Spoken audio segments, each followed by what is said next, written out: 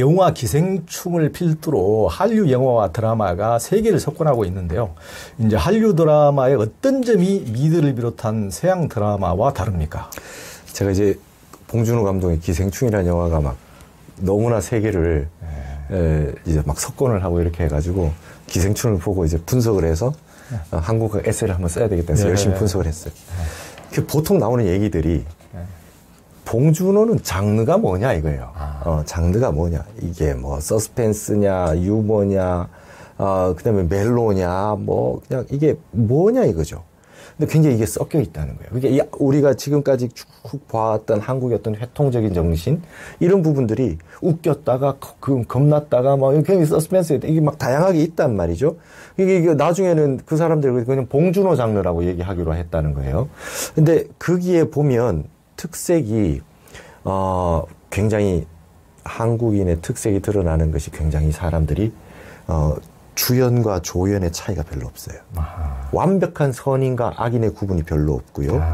그래서 그 안에 담겨 있는 양상들이 뭐 완전 어디에 보면은 외국 거 보면 완전한 광대가 있고 완전한 영웅이 있고 그렇죠. 완전한 악인이 있고 막 이래가지고 선악 구도로 막 싸우는데 우리 실상을 보면 리얼한 현실은 그렇지 않잖아요. 그렇지 않죠. 오늘 선인이었다가 그 다음날 욕심 부렸다가 막 이런 게 나오거든요. 그래서 이런 부분들이 우리 한국이 늘 중요시 여기는 유교의 중용, 불교의 중도 그 다음에 영원한 선인과 영원한 악도 없다. 불사선 불사악처럼 그러한 이 무상과 그다음 무아와 이런 내용들이 다 담겨 있고 특히나 제가 그래서 이제 그거를 이제 하나 포인트를 잡은 게 우리나라는 이제 정이라고 표현하잖아요. 칠정, 희로, 애구, 애호욕이라고 하는 게 유교에서 말하는 기뻤다가 화났다가 그다음에 슬펐다가 두려웠다가 아주 그냥 뭐 이런 이 감정들 이런 칠정들을 한꺼번에 녹여내는 게 봉준호 장르 아니냐. 칠정이 다 담겨 있다. 그런데 그 속에 결국은 나타내려고 하는 게 현실을 리얼하게 보여주면서 그 속에 우리가 가지고 있는 풍자와 해학과 웃음과 그 다음에 그 속에 행불액이 섞여 있는 가운데 카타르시스가 있고 하는 이런 굉장히 한자 통합적인 회통적인 형태가 이미 봉준호 장르에 담겨 있으면서 문제의식도 던지고 생각할 것도 던지고 그런 부분으로 이제 한다는 부분이 좀 한국적인 특색이 자꾸 나타나고 있다. 우리나라 드라마나 영화나 이런 부분을 보면 이것이 굉장히 진여에 가깝다는 거예요. 딱 나눠져 있지 않은 거죠, 세상은. 그렇죠. 그렇게 이게 뭔가 이렇게 뒤섞여 있는 것 같은 이게 무질서 가운데의 질서니까 이런 부분들을 굉장히 드라마를 이게 잘 쓰는 겁니다, 한국인이. 그런 한국인의 역량이 이제 서서히 이제 발현되고 있는 거다 이렇게 이제 좀 볼 수 있는 것 같아요. 예.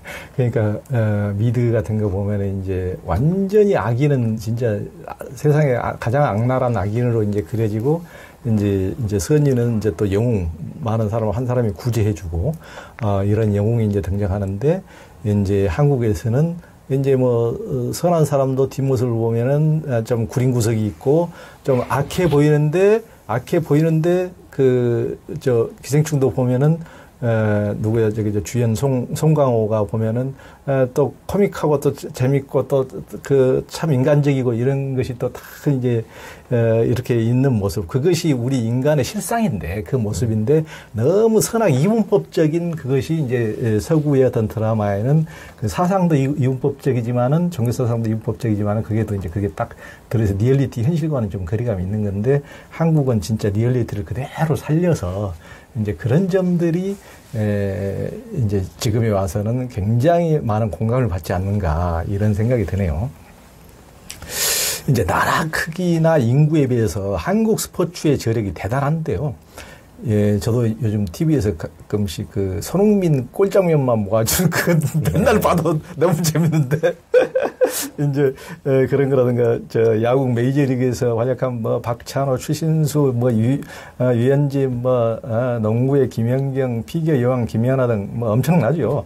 한국 스포츠의 저력이 이제 선과 참선의 선과 관련이 있다고 하셨는데 무슨 말씀입니까? 이제 제가 이제 보면 한국인들이 굉장히 이제 처음에 우리나라가 현대에 이제 굉장히 두각을 나타내기 시작한 게 스포츠였어요. 근데 이제 이 몸이라고 하는 게 잘 보십시오. 이 몸, 우리나라 몸이라고 하는 단어가 굉장히 재밌습니다. 그냥 이 육체만 뜻하지 않아요. 이 속에 마음도 같이 담겨 있어요. 그래서 몸을 움직인다, 몸을 닦는다라고 했을 때 정신과 육체가 이게 분할되지 않은 형태가 존재하거든요. 그래서 이 몸을 움직인다고 하는 건 일단 마음이 가야 되고, 그다음에 몸을 수련을 해야지 이제 어떤 스포츠나 이런 게 되지 않습니까? 근데 여기에서 제가 이제 이 불교 공부를 하고 출가한 이후에 이렇게 보면 한국인들의 스포츠를 잘하는 선수들에게 나타나는 양상들이 멘탈 게임에 강하다는 거예요. 아하. 멘탈 게임에 강해요. 말하자면 양궁 같은 거, 그죠? 그 다음에 뭐 골프 같은 거, 마음이 흔들리면 안 되는 거예요. 사격 같은 거, 마음이 어떻게 부동심을 유지하느냐. 이게 굉장히 중요한 이런 부분에 굉장히 잘하는 겁니다. 그래서 이제 그러고 난 다음에 이제 보면 구기 종목 같은 데 나타나는 현상들. 뭐 우리나라 저 골프도 이제 세계 10위 안에 뭐 항상 우리 여자 선수들이 4-5명이 들어있더라고요. 그리고 이제 구기 종목에 나타나는 현상들에 나타나는 대부분의 이 운동 잘하는 원칙이 힘을 빼야 된다는 거예요. 근데 대종고 서장에 보면 생력처가 등력처다. 힘을 빼야 힘을 등력한다. 이렇게 나와 있거든요. 그래서 제가 이제 그런 거 보면 예전에 제가 이제 그 선동열 선수 인터뷰하는 걸 봤어요. 인터뷰 했는데, 내가, 일본에, 마지막에, 그, 나고야의 태양이라고 불릴 때, 그때 어깨에 힘을 빼고 던져봤다. 그래요. 투수 코치들이 전부 다 힘 빼고 던지라는 거예요. 근데 145, 150 던지려면 어깨에 힘이 안 들어갈 수가 없는데, 마지막 1년 동안 내가 어깨에 힘을 빼고 던져봤다. 그래요. 그러니까 최고 구속이 옛날만큼 전성기만큼은 안 나오는데, 143 이렇게 던져도 내가 힘을 빼고 던질 수 있으니까 지금쯤 이렇게 던지면 저 타자는 칠 수 없다는 걸 알고 있는데, 그대로 못 던지잖아요. 근데 힘을 빼고 던져서 내가 해봤다 그래요. 1년 동안, 마지막 1년 동안 힘 빼고 던져봤다. 이런 얘기하고, 이승엽 타자도 힘 빼고 치는 부분이 안 돼서 슬럼프에 왔다. 이러면서 전부 그 얘기를 해요. 근데 이런 그 골프도 그렇고, 막 이런 거 보면, 한국 스포츠에 보면 이렇게 선적인 부분들이 굉장히 많습니다. 마음을 다스리는 부분, 힘을 빼는 부분, 그 다음에 슬럼프가 왔을 때 극복하는 부분, 그 다음에 몸이 힘들 때 극복해서, 훈련해서 자기 자신을 극기하는 부분, 이런 부분을 보면 굉장히 고도의 예전에는 말이죠. 우리가 그 프로 스포츠나, 그 다음에 뭐 올림픽 같은 나가는 분은 혹사한다고 뭐 그렇게 했지만 지금 이렇게 가만히 보면 수련하고 있는 거죠. 그냥 우리나라가 일단 수행하고 수련하고 공부하고 이런 걸로 다 받아들이기 때문에, 그렇게 하지 않았느냐 싶어서 이게 우리나라에 특히 외국보다 좀 유별나게 잘하는 양궁 같은 거는 계속 금메달을 따고 골프 같은 것도 그렇듯 그게 특히나 정신적인 부분이 굉장히 강력한 것일수록 더 잘하더라. 그래서 좀 선적인 거 아니냐 이렇게 한번 생각해 봤던 거죠. 그러네요. 그러니까 스포츠 중에서도 가장 이제 다른 것도 물론 다 스포츠 같은 선적인 측면이 있지만은 이제 대표적으로 정신 집중이 가장 요구되는 것이 이제 양궁이나 사격인데, 이제 양궁 같은 것은 우리 민족 예전에 주몽 같은 경우도 이제 활을 이제 신궁이라고 그러지 않습니까? 그러면서 우리 이제 중국에서도 이제 우리 민족을 이끌었을 때 동쪽에 활 잘 쏘는 민족이라고 해서 이제 동이족이라고 할 정도로, 그 정도로 하여튼 이제 활을 쏘는 데 있어서 이렇게 우리 민족이 하여튼 그런 것들은 하여튼 정신을 이제 이렇게 뺏기지 않고 헛군데 정신을 이제 번뇌 망상이 많지 않고 집중할 수 있는 능력이 그만큼 강했다는 거니까요. 참 그런 점에 있어서 저는 이제 우리 민족이 이렇게 굉장히 지정학적으로 상당히 위태로운 지경에서 고난도 많이 당했지만은 그런 식으로 외적인 것에 굴하지 않는 어떤 정신적인 측면, 그런 것이 너무 이제 참 강하지 않았는가. 그래서 외국처럼 의병이 일어나가지고 정규군과 싸운 전례는 전 세계에서 이 나라밖에 없다고 그러잖아요. 소수 군데군데 일어난 것은 있지만 이렇게 전국적으로 광군에 못지않게 쳐들어왔을 때마다 의병들이, 민간인들이 이게 일어나서 정규군이 아니면, 실은 안중근이나 윤봉길, 이봉창 이런 분들도 하여튼 개인적으로, 그러니까 중국 장개석이나 이런 사람들이 중국 3, 4억 인구가 못하는 것을 조선 청년 한 명이 해내는구나 할 정도로, 외쪽으로 봤을 때는 광군이 정규군 다 군사훈련 받은 사람들이 오면은 계란으로 바위치기니까 미리 포기해버리지만은 자기 정신일도 하사불성을 가진 사람들은 하여튼 객관세계 상대방을 이제 무조건 기죽지 않고 자기 능히 내 마음을 바로잡아서 이제 천하도 능히 이길 수 있다는 이렇게 기회를 이렇게 보인 안중근, 윤봉길, 이봉창, 또 우리 의병 대장들 이런 분들이 이제 이미 그런 어떤 정신일도 하사불성의 어떤 기계를 현실에서 보여준 분들이 아닌가 이런 생각이 듭니다. 어떤 스포츠에서도 물론 요즘에 참 잘하고 있는 청년들, 대한의 청년들이 그런 것 같고요. 스님은 이제 방탄소년단을 비롯한 한류 문화가 세계를 휘어잡는데 한글의 공이 크다고 하셨는데요. 그렇게 보는 이유가 무엇입니까? 제가 이제 한국학 에세이를 이렇게 쓰면서 방탄소년단을 한번 안 쓸 수 없잖아요. 그래가지고 공부를 좀 했어요. 예를 들어서 제가 좀 젊고 막 그 세대 같으면 이유 없이 그냥 좋을 수 있는데 분석을 해야 되겠더라고요. 그래가지고 방탄소년단 음악을 쫙 틀어놓고 듣고 그 다음에 보고 기사도 보고 방시혁 사장 이야기도 보고 엄청 본 거죠. 이렇게 보다가 이제 방탄소년단의 어떤 팬덤이 형성되고 어떤 과정을 거쳐서 지금까지 이르게 됐나를 좀 알게 됐어요.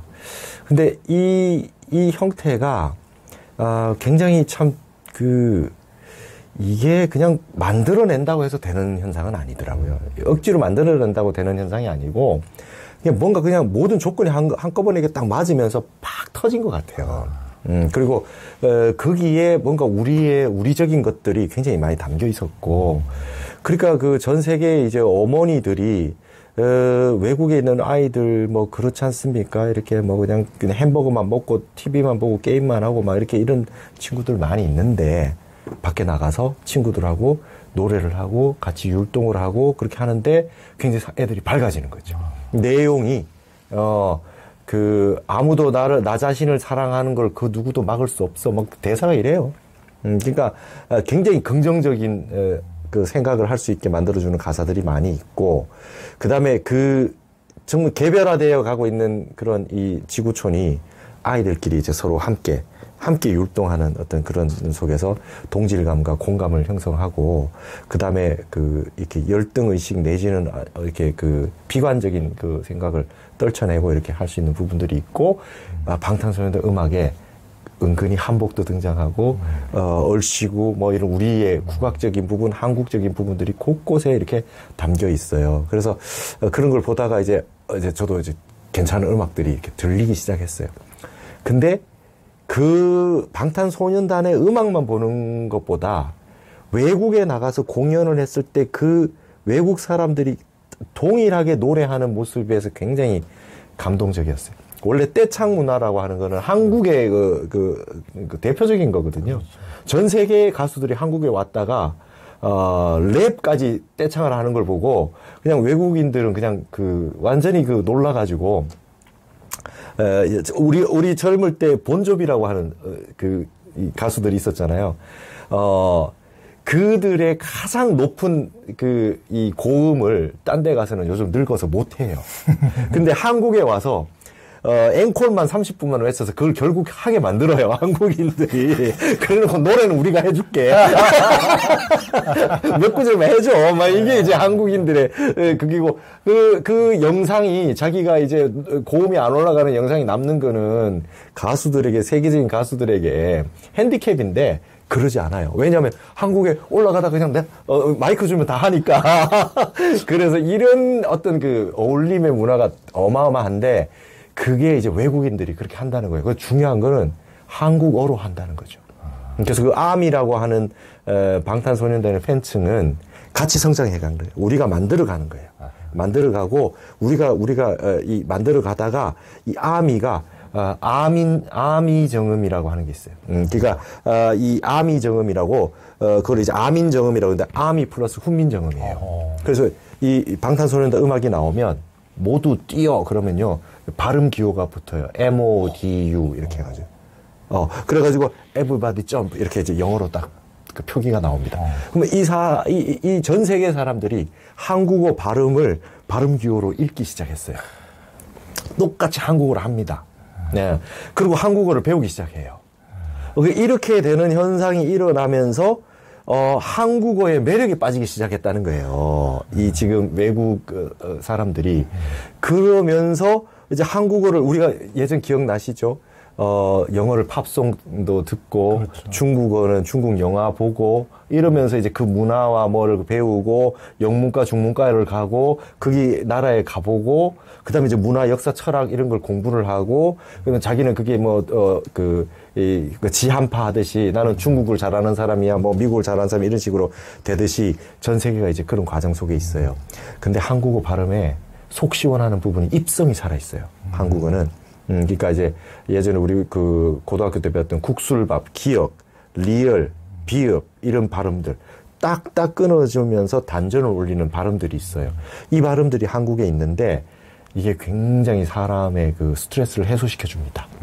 예, 그래가지고 이 발음들이 그래서 제가 글을 그렇게 쓴 적이 있어요. 싸이의 성공 요인 중에 가운데 하나가 오빠다는 거예요.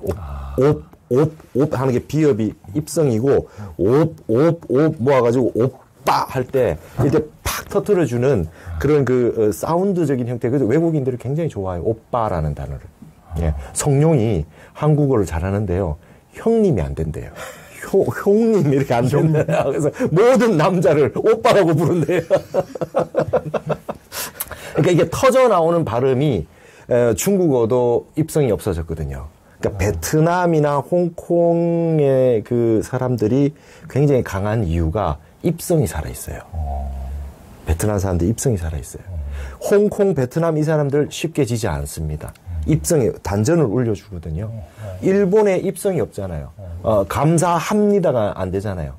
감사하문이다잖아요. 입성이 안 되면은 마음 속에 있는 이 모든 감정을 팍 폭파시켜서 터트려 줄 수 없어요. 그러니까 우리는 한국의 여성분들은 카페에 가서 수다만 좀 떨면 스트레스 해소가 됩니다.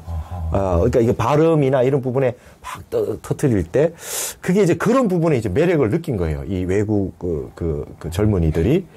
그러면서 이제 한국어를 공부하는 사람들이 굉장히 많아지고 그다음에 우리 한국어 관련 학과, 한국문화학과의 경쟁률이 굉장히 높습니다. 이제 중국어, 일본어보다 이제 월등하게 높아지는 그런 형태가 미국, 유럽에서 벌어지는 현상이고요.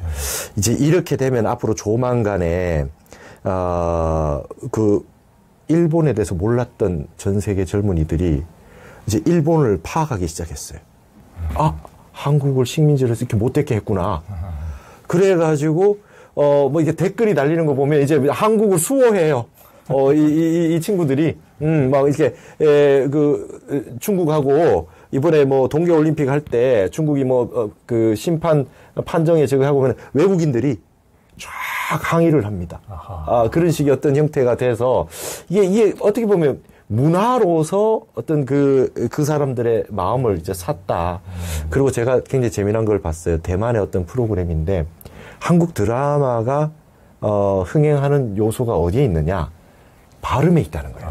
그래서 중국의 더빙을 안 하고 한국어 발음대로 그대로 드라마를 하고 밑에 중국어 자막을 넣는 걸 좋아한답니다. 그러니까 한국 발음이 굉장히 사람의 그 감정을 표현하는데 굉장히 중국어보다 더 적합하다고 그렇게 생각한대요. 그러니까 너 꺼져! 이게 니 줘봐! 이거보다 낫다는 거예요. 그러니까 딱 감정이 드러났을 때 딱 드러나는 게 훨씬 더 그게 맞는 것 같이 느껴진다. 이렇게 지금까지 된 겁니다. 이게 지금 이런 일들이 벌어지는 거를 보면 이건 그냥 단순한 현상으로만 봐서는 안 될 거라고 봐요. 문화적인 어떤 기운입니다. 그리고 사실 우리가 그 훈민정음이라고 하는 형태가 모든 발음을 다 표기할 수 있도록 만든 거거든요. 이게 지금 사라진 표기법이 살아있다면 지금 굉장히 우리나라 이거는 모든 걸 표현할 수 있을 겁니다. 순경음 비읍이 사라졌잖아요. 순경음 비읍이라고 하는 건 v예요. v. 여기 순경음이니까 입술을 건드리는 겁니다. 그러니까 예를 들면 덥다 한데 지금 덥다가 비읍이 위로 올라가면 더워라고 하잖아요. 지금. 근데 원래는 더 비읍의 이응이니까 더버가 되는 거예요. 경상도 가면 남아있어요. 아이고, 더버라. 그렇죠. 더러버라. 더러버서 못 살겠네. 이런다고요. 그건 v거든요. 그러면 영어에 V라는 거, B 말고 V를 표기할 수 있어요. 그럼 이제 베토벤이잖아요. 그럼 베토벤은 앞에는 B고 뒤에는 V거든요. 그러면 이 앞에는 비읍을 쓰고 뒤에 베토벤은 순경은 비읍을 쓰면 표기가 정확한 겁니다. 그러면 베토벤으로 읽으면 돼요. 이런 식이에요. 그러니까 반치음이라고 하는 거 있어요. 세모처럼 생긴 거. 그게 원래는 여우가 여즈예요.